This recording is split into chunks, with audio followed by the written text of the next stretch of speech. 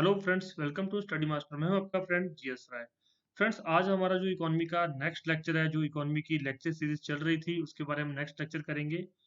PDF के लिए आप हमारा टेलीग्राम चैनल ज्वाइन कर सकते हैं। डिस्क्रिप्शन बॉक्स में लिंक दिया गया, वहाँ पर आपको नई नई पीडीएफ्स, नई नई जो है मैगजीन्स के जो वहाँ पर फ्री ऑफ कॉस्ट प्रोवाइड करवाई जाती हैं। उसके अलावा आप हमारी ऑफिशियल वेबसाइट है www.studymaster.official.com, यहाँ पर जाकर विजिट कर सकते हैं। इसके अलावा एक और इन्फॉर्मेशन आपके लिए, स्टडी मास्टर ग्रुप के चैनल्स जो है, एक है स्टडी मास्टर जो जिसपे आप ये वीडियो देख रहे हो, दूसरा है टॉपिक वाइज स्टडी। इसके यहाँ पर आपको जो है डेली एक टॉपिक से रिलेटेड वीडियो मिलती है जो 10 से 12 मिनट की रहती है। काफी इंपॉर्टेंट लेक्चर वहाँ पर प्रोवाइड किए जा रहे हैं। इसके अलावा आप इसको अगर सब्सक्राइब करना चाहते हो तो यहाँ पर एक आई का बटन होगा, वहाँ पे जाके आप इसको सब्सक्राइब कर सकते हैं। चलिए, आज का हमारा जो लेक्चर है वो शुरू करते हैं जल्दी से। आज के जो टॉपिक है वो है अर्थव्यवस्था के क्षेत्र और अर्थव्यवस्था के प्रकार। आप में से कुछ स्टूडेंट्स ने पहले लेक्चर देखा होगा कि सर अर्थव्यवस्था के प्रकार तो हम पहले भी कर चुके हैं, लेकिन मैं आपको बताना चाहता हूँ वो जो है अर्थव्यवस्था के प्रकार है वो अर्थव्यवस्था की संगठन के प्रकार है कि अर्थव्यवस्था को किस तरह से संगठित किया जाता है। इसमें पूंजीवादी अर्थव्यवस्था, दूसरी इसमें जो है आपकी राज्य अर्थव्यवस्था, और तीसरी है मिश्रित अर्थव्यवस्था जो कि भारत एक एग्जाम्पल है। तो तीनों मैंने आपको अच्छे से करवाई थी। जिन्होंने नहीं देखा है, डिस्क्रिप्शन बॉक्स में लिंक दिया गया है। इस लेक्चर के बाद आप वो लेक्चर देख सकते हो, या फिर आप एक से शुरू हो जाइए। सारे लेक्चर यहाँ पर दिए गए हैं, डिस्क्रिप्शन बॉक्स में लिंक है प्लेलिस्ट का। फर्स्ट लेक्चर से आप लोग शुरू कर सकते हैं। चलिए शुरू करते हैं। अर्थव्यवस्था के क्षेत्र कौन कौन से क्षेत्र है, देखिए। सबसे पहले अर्थव्यवस्था के क्षेत्र, प्राथमिक क्षेत्र, द्वितीयक और तृतीयक। इनमें क्या क्या चीजें हैं हम आगे कवर करेंगे। और अर्थव्यवस्था के प्रकार देख लीजिए। पहले कृषक अर्थव्यवस्था, दूसरी है औद्योगिक अर्थव्यवस्था, और तीसरी है सेवा अर्थव्यवस्था। तो ये हम अच्छे से इस लेक्चर के अंदर हम ये दो चीजें कवर करने वाले हैं। चलिए शुरू करते हैं यहाँ पर। सबसे पहले बात करते हैं प्राथमिक क्षेत्र। अब प्राथमिक क्षेत्र होता क्या है फ्रेंड्स? किसी भी क्षेत्र में सबसे पहले जो है रॉ मटेरियल जहां से प्राप्त होता है, जहां से सारी गतिविधियां चलती हैं। अर्थव्यवस्था का वह क्षेत्र जहां पर प्राकृतिक संसाधनों से कच्चा माल मिलता है, तो उसको क्या बोलते हैं? प्राइमरी सेक्टर या फिर प्राथमिक क्षेत्र, जिसमें क्या मिलता है आपको? कच्चा माल, जिसको रॉ मटेरियल बोलते हैं। कच्चा माल मिलता है, वो प्राइमरी सेक्टर है। इसके अंदर कौन कौन सी गतिविधियां हैं, देखिए यहाँ पर हम देखते हैं। अर्थव्यवस्था का वह क्षेत्र जहां पर प्राकृतिक संसाधनों को कथित तौर पर प्राप्त किया जाता है,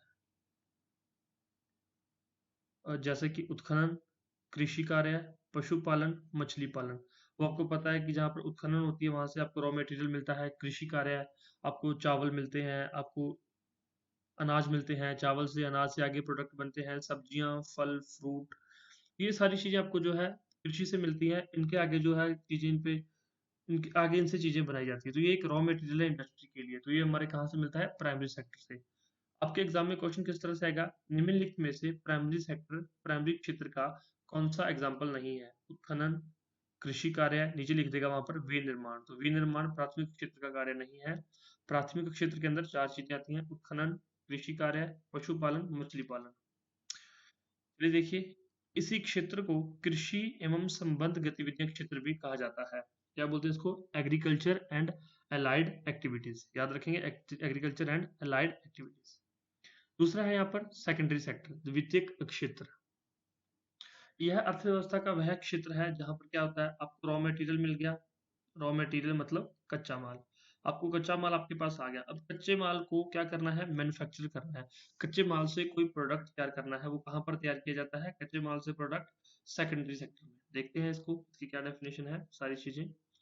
अर्थव्यवस्था का वह क्षेत्र जो प्राथमिक क्षेत्र के उत्पादों को अपनी गतिविधियों में कच्चे माल की तरह उपयोग करता है। ध्यान से सुनिए इसको।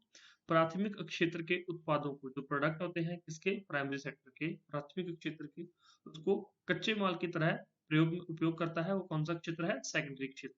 क्या क्या चीजें इसमें आती हैं? इसमें लोहा व इस्पात उद्योग, वस्त्र उद्योग, वाहन, बिस्किट, केक इत्यादि उद्योग। तो ये जो सारे उद्योग हैं, ये किसके एग्जाम्पल्स हैं? ये सेकेंडरी सेक्टर के एग्जाम्पल्स हैं। देखिए, वास्तव में इस क्षेत्र में विनिर्माण कार्य है। विनिर्माण मतलब मैन्युफैक्चरिंग, याद रखेंगे आप लोग, मैन्युफैक्चरिंग होती है यहाँ पर। यही कारण है इसे औद्योगिक क्षेत्र भी कहा जाता है। आगे मैं लेक्चर में आपको डिस्क्राइब करूंगा ये सारी चीजें। विनिर्माण कार्य होते हैं, मैन्युफैक्चरिंग काम होता है यहाँ पर। तो इसके लिए आप देख सकते हैं कौन कौन से एग्जाम्पल हैं। लोहा उद्योग, वस्त्र उद्योग। अब वस्त्र उद्योग के लिए कॉटन, जिसको आप रुई या कपास बोलते हो, कॉटन कहाँ से प्राप्त होती है? कृषि से। कौन सा सेक्टर होगा वो? वो हमारा प्राथमिक क्षेत्र है। वाहन बनते हैं, वाहन के लिए लोहा यूज होता है। बिस्किट्स दूध या फिर किससे बनते हैं? आटे से। दूध और आटा हमें कहाँ से प्राप्त होता है? ये हमें प्राथमिक क्षेत्र से प्राप्त होता है। उसी तरह केक के लिए जो हमें रॉ मटेरियल चाहिए वो भी हमें प्राइमरी सेक्टर से मिलता है। नेक्स्ट हम चलते हैं यहाँ पर तृतीयक क्षेत्र। ये हमारा टर्शरी सेक्टर होता है। इसके अंदर क्या है? इसके अंदर सेवाओं के बारे में जिक्र किया गया है। अब कौन कौन सी सेवाएं हैं वो हम यहाँ पर देख लेते हैं। तृतीय क्षेत्र में विभिन्न प्रकार की सेवाओं का उत्पादन किया जाता है। कौन कौन सी सेवाएं? बैंकिंग, बीमा, शिक्षा, चिकित्सा, पर्यटन इत्यादि। वो आपने देख लिया कि प्राइमरी सेक्टर में आपने कुछ उगाया, सेकेंडरी सेक्टर में उसका प्रोडक्ट बनाए और आगे सेल करने शुरू कर दिए। और उसके बाद यहाँ पर जो है टर्शरी सेक्टर सेवाओं का क्षेत्र शुरू होता है, क्योंकि यहाँ पर बैंकिंग जो है सभी अर्थव्यवस्था को सपोर्ट करता है। बीमा जरूरी है, आप समझते हो कि बीमा जिस तरह कोई भी अगर मान लीजिए अनहोनी हो जाए तो उसको कवर कौन करता है? इंश्योरेंस कौन प्रोवाइड करता है? बीमा। इंश्योरेंस सेक्टर ही उसको जो है कवर करता है। शिक्षा बेहतरीन, बहुत ही मतलब अच्छा साधन है। आपको किसी भी चीज को सीखना हो तो आपके लिए पहले शिक्षा जरूरी है। पढ़ा लिखा व्यक्ति बहुत कुछ कर सकता है, इसलिए शिक्षा हमारा बेसिक चीज हमें नीड है, चाहिए। चिकित्सा, पर्यटन इत्यादि। तो ये हमारे टर्शरी सेक्टर है। अब आपको याद होना चाहिए बैंकिंग टर्शरी सेक्टर में कवर हो रहा है, बीमा टर्शरी सेक्टर में कवर हो रहा है, तृतीय क्षेत्र में शिक्षा कवर हो रही है, चिकित्सा कवर हो रहा है, पर्यटन हो रहा है। यहाँ पर आपको क्या देगा वो यहाँ पर निम्नलिखित में से कौन कौन से तृतीय क्षेत्र के उदाहरण हैं? बैंकिंग, बीमा, शिक्षा, चिकित्सा, पर्यटन, और यहाँ पे कुछ और दे देगा, तो आपको ये सारे याद रखने हैं। ठीक है।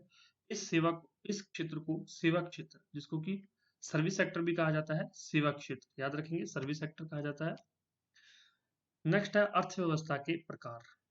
हमने इससे पहले जो है अर्थव्यवस्था के बारे में पढ़ लिया था, कौन कौन से यहाँ पर सेक्टर हैं, क्षेत्रों के बारे में पढ़ा। अब हम अर्थव्यवस्था के प्रकार पढ़ेंगे, देखते हैं। और इसकी हमें जरूरत क्यों है? सबसे पहले तो ये है कि इसकी हमें जरूरत क्यों पड़ी, चलिए देख लेते हैं यहाँ पर। किसी अर्थव्यवस्था में उनके क्षेत्र, जो हमने पीछे पढ़े हैं, 3 क्षेत्र होते हैं, उनके क्षेत्र को सकल आय में क्या योगदान है, कितने लोग उन पर अपनी आजीविका के लिए निर्भर हैं, इन बातों के आधार पर अर्थव्यवस्थाओं का नामकरण किया गया।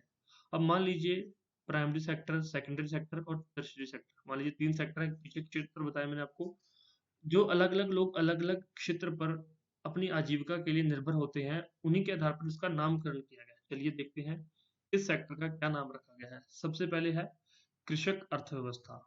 जैसे हमने यहाँ पर पहले बात की थी कि प्राइमरी जो है प्राथमिक क्षेत्र क्या चीज थी? कृषक अर्थव्यवस्था, ये प्राइमरी क्षेत्र है। यहाँ पर जो है सारी कृषि से रिलेटेड गतिविधियां होती हैं। और यहाँ पर मैं आपको बता देता हूँ, अगर किसी अर्थव्यवस्था के सकल उत्पादन में प्राथमिक क्षेत्र का योगदान 50% या इससे अधिक हो, वह कृषि अर्थव्यवस्था कही जाती है। तो उसको क्या बोलते हैं? कृषक अर्थव्यवस्था। अब ये ध्यान रखना, 50% या इससे अधिक, इससे कम हो तो उसको कृषक अर्थव्यवस्था नहीं बोलेंगे। और अगर बात करें भारत के बारे में, यहाँ पर देख लीजिए, जब आजाद हुए थे तो 49% यहाँ पर जो है कृषि से रिलेटेड, जो है 50% यहाँ पर जो है लोग कृषि में रिलेटेड थे, कृषि अर्थव्यवस्था से रिलेटेड थे। अब आजादी को इतने साल हो गए हैं, लेकिन आज भी जो है हमारा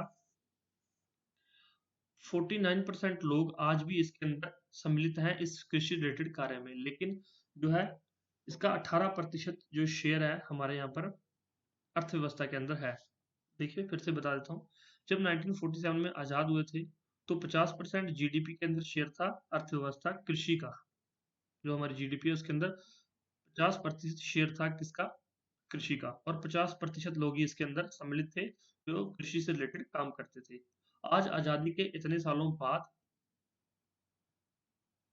सिर्फ और सिर्फ 18% शेयर रह गया और 49% लोग आज भी अपनी आजीविका के लिए कृषि पर निर्भर हैं। तो आप देख सकते हो कितना बुरा हाल है। और दूसरी तरफ यूएसए के अंदर सिर्फ 2% लोग ही यहाँ पर जो है कृषि पर डिपेंडेंट है, बाकी सारे अदर सेक्टर्स में काम कर रहे हैं। तो 49% और 2% का आंकड़ा आप समझ रहे होगे। इस वजह से डॉलर की जो है रेट हाई है, वो हम अलग लेक्चर में बात करेंगे। नेक्स्ट है औद्योगिक अर्थव्यवस्था, जिसको बोलते हैं इंडस्ट्रियल सेक्टर।